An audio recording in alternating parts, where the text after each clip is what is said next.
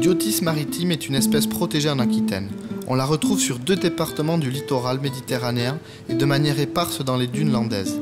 Elle pousse sur la partie mobile de la dune et préfère les zones de transit sableux où elle peut créer des amoncellements importants. Le Diotis tend à former d'importantes colonies. La tige du Diotis est blanchâtre, cotonneuse et épaisse. On dirait voir un énorme flocon de neige sorti du sable. C'est une plante qui vit plus de 3 saisons, recouverte d'un épais feutre blanc. Les tiges sont couchées, voire ascendantes.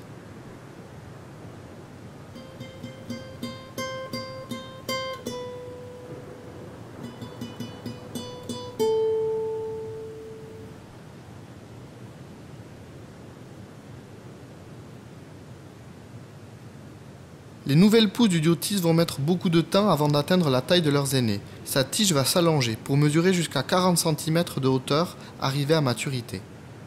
Les feuilles, également cotonneuses, sont sessiles, nombreuses et rapprochées. Elles sont aussi légèrement, voire entièrement crénelées et arrondies au sommet.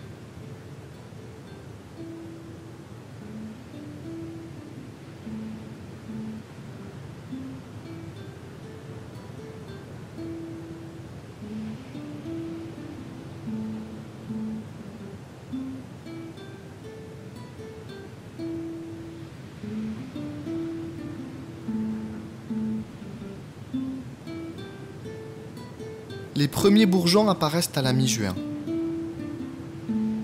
La fleur doit alors percer l'épaisse couche de coton qui recouvre le bourgeon avant de pouvoir voir la lumière du jour. Les involucres bombés comportent des fleurs jaunes régulières. Elles sont serrées les unes contre les autres au sommet de la tige. Le Diotis est hermaphrodite. Sa fleur possède des étamines et des pistils. Ces fleurs se fécondent donc elles-mêmes, mais des pollinisateurs peuvent tout de même transporter le nectar et la polliniser.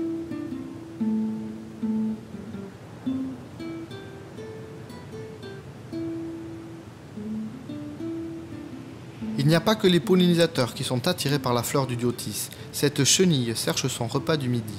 La tige lui offre un parcours du combattant idéal pour nous montrer son agilité.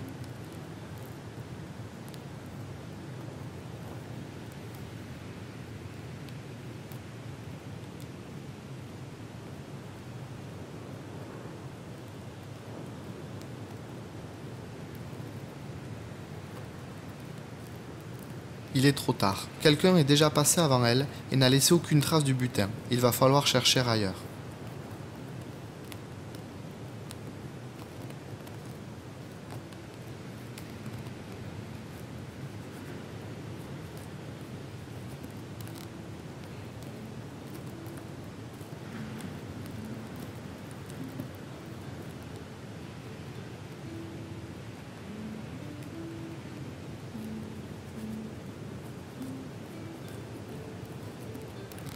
La chenille a enfin trouvé de quoi manger. C'est une véritable gloutonne qui finira par toutes les manger.